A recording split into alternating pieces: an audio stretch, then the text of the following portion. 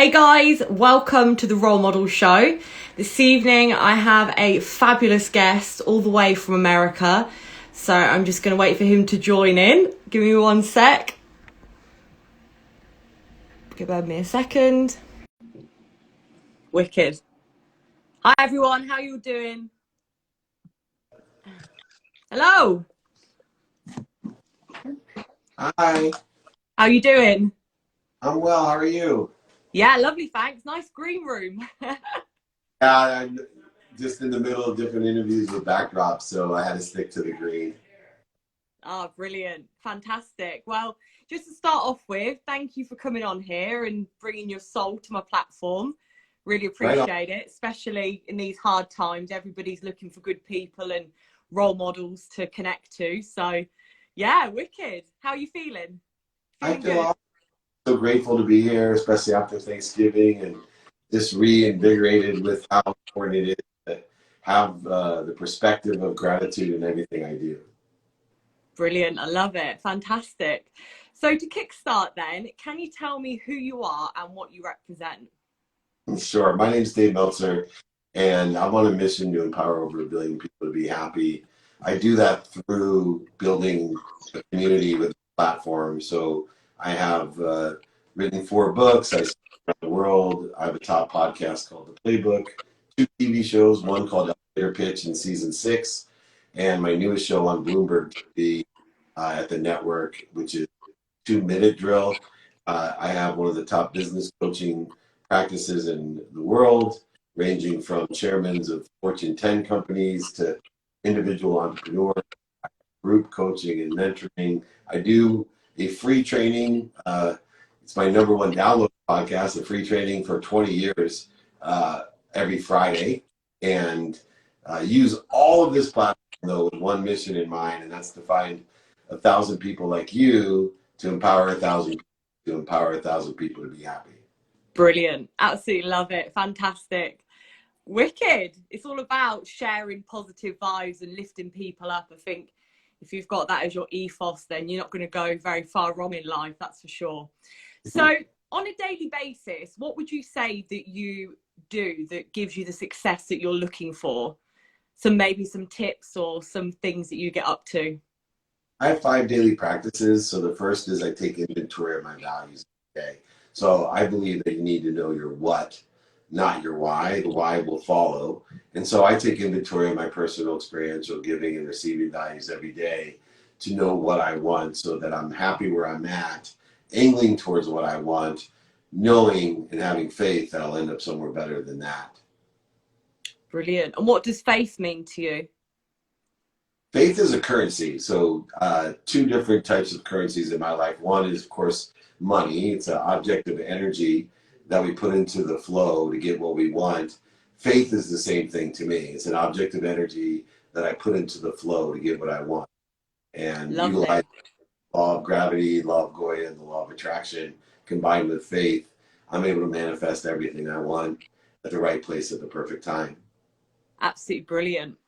So now I'd like you to just give your best 3 business tips to anybody that's watching and they're maybe on that entrepreneurial journey. What's your 3 best tips?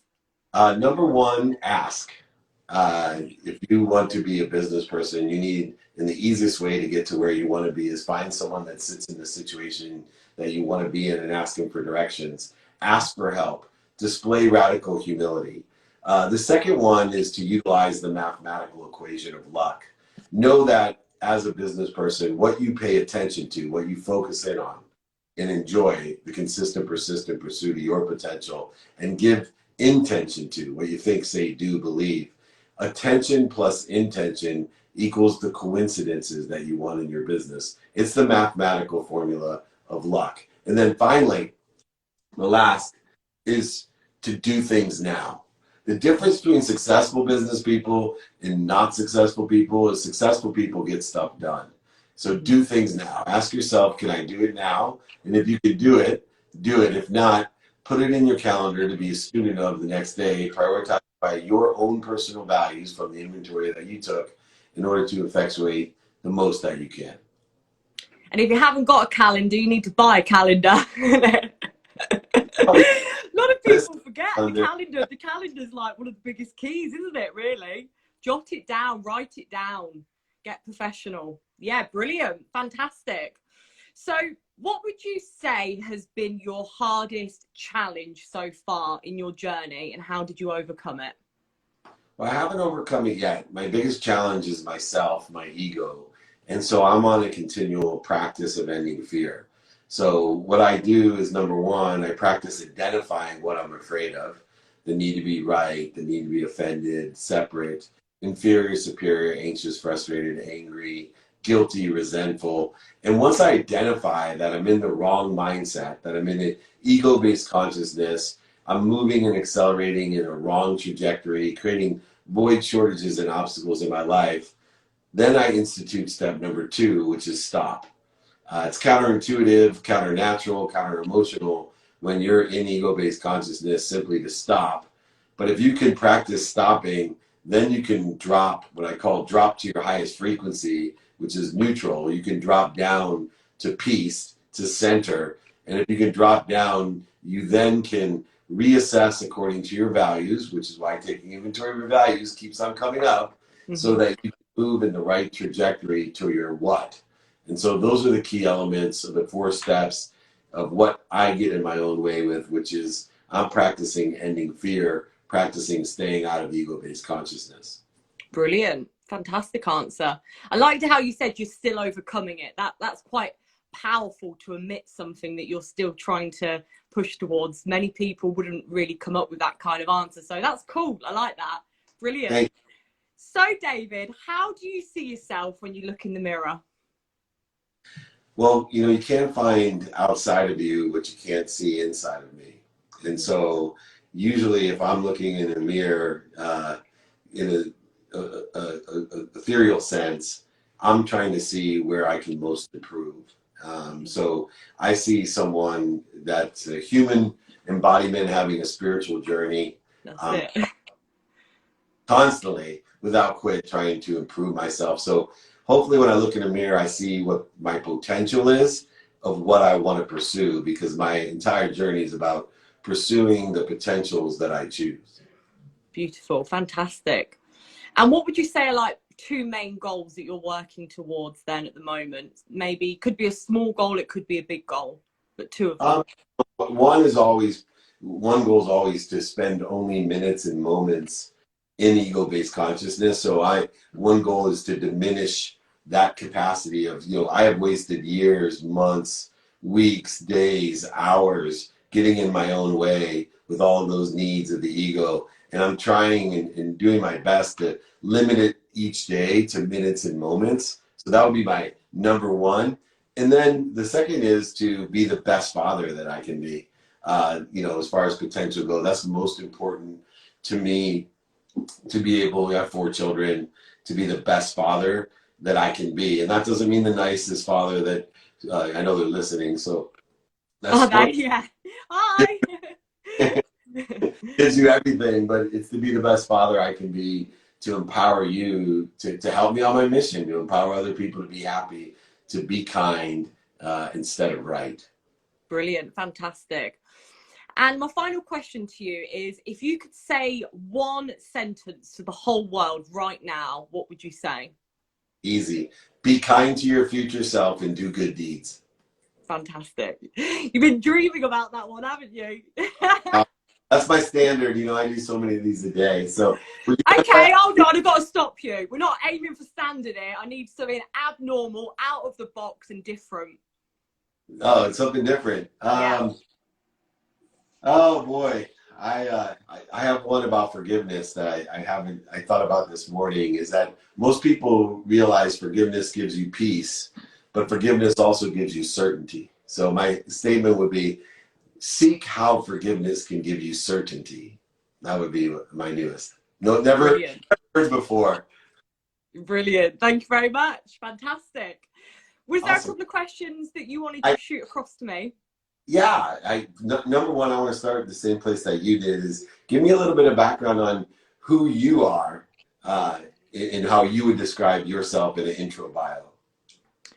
So, my name is Celestia Barbie. I'm a confidence life coach and inspirational speaker, and I own a fantastic role model academy in Leicester. It's all about life coaching and helping young teenagers and adults evolve in the way they think, act, and look.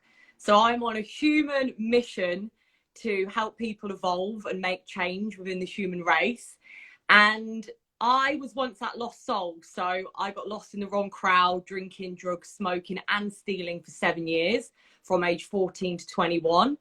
And then I just went on a real turnaround journey, really did a lot of self-development and got to the point where I thought, okay, I'm good, I'm cool. And then I realized actually there's billions of people on this incredible planet floating in the universe. How many lives can I walk out my house on a daily basis and make a difference to? So that is what I represent, literally making a difference to the human race. And what was the catalyst for you to get that turn? 7 years is a long time. I myself, Yeah. lived in the world of bad ideas and bad people. What was the catalyst, or for you, rock bottom, that turned you around? I think I did like kind of like a community service. So I was like painting the rails. I was sleeping on my friend's sofa, eating bowls of cereal. And it just got to the point where I was really, really dead-headed and didn't have much going for me. And kind of the turning point was I actually met somebody who didn't drink, didn't smoke, didn't do drugs, and didn't steal. And I call them an angel. So an angel came into my life and he helped guide me and show me some new habits. And then my habits started to drop off like dead flies. Oh no. And then new habits started to take place. Originally, though, I'm from a beautiful farmhouse in the countryside. And deep down, I'm not really that person. I just got bullied at school, got lost in the wrong crowd, and then that sent me into a kind of a spiral, bad moves. But I always say, if you've made 50 bad moves, go and make 51 good moves, and then you'll override the bad past. And I think that's really important for anybody watching that feels like they're in the wrong crowd at the moment. There is a way out, and you really have to kind of find good people, because everybody you connect with, even like now, connection is everything, isn't it? It's what makes us in the end. It's who we connect with. So That's great. yeah. In fact, one of my other favorite sayings is, show me your friends and I'll show you your future. And 100%. It's better to be a loner than hang around with dickheads. Do you understand? Be a loner, understand yourself, pull up your power, and just go out there and challenge yourself. The more you challenge yourself, the better it gets. yeah, the pursuit is happiness. Happiness is not the pursuit. The pursuit of happiness. Happiness is the pursuit. Last question, real quick. Yeah. You've been through such an extraordinary journey and you're living such a great mission. If you could share one lesson with a depressed, anxious, maybe even suicidal 17-year-old girl, what advice would you give them? Put your finger on your neck and feel your pulse beating. And just think to yourself, this is a one in a lifetime opportunity to actually be in this world, in this body, in this brain. And you are a beautiful young girl with your whole life ahead of you. And you've literally just got to turn and find an older person or an adult to really express your feelings to really get you out of this mindset, because there's so many people out there that can help you. It's just a case of you finding the tiniest bit of confidence in the world to speak out and find somebody that can help you grow and help you challenge yourself. Because I think, I wish that sometimes we could just have an aeroplane that could see all the bad things in the world, and all the good people could be in the aeroplanes going over like red spots and just going over there, knocking on the door, giving them a little bit to what they need. And then the windscreen wipers clear the brain and they're like, wow, I'm above ground. I'm out of my coffin. I'm a skeleton with 206 bones and I'm on an incredible planet floating in the universe. Let's go. Let's go. Let's go. Yeah, man. I find the planet floating the magic. I love it. It's on its way. Well, I certainly appreciate the opportunity. Thank you so much for having me. And I That's look all forward to right. Thank you so much. Much come love to live you with from me. the UK. Thank you. Thank you. Peace. Love you. Bye. Bye bye. Bye.